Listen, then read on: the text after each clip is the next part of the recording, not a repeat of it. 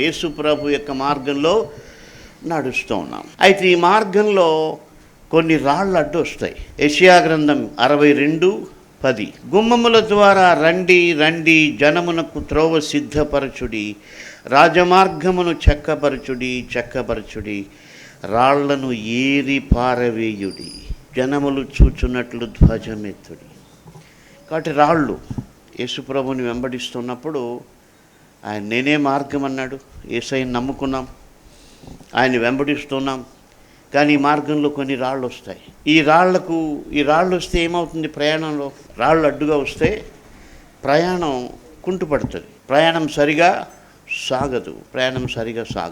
కాబట్టి మన జీవితంలో కూడా యేసుతో పాటు ప్రయాణం చేయాలంటే ఈ రాళ్లను మనం ఏరేయాలి. రాయి అంటే సింపుల్ నిర్వచనం ఏంటంటే మనకు అడ్డుగా వచ్చేది, యేసుతో నడవడానికి మనకు అడ్డుగా వచ్చేది ఏదైనా అది అడ్డురాయే, దాన్ని తీసేయమంటున్నారు. కొన్నిసార్లు అది బంధుత్వాలు కావచ్చు, కొన్నిసార్లు కొన్ని అలవాట్లు కావచ్చు, కొన్ని వ్యామోహాలు కావచ్చు, కొన్ని వివాదాలు కావచ్చు, ఇంకేమైనా అనుకోండి.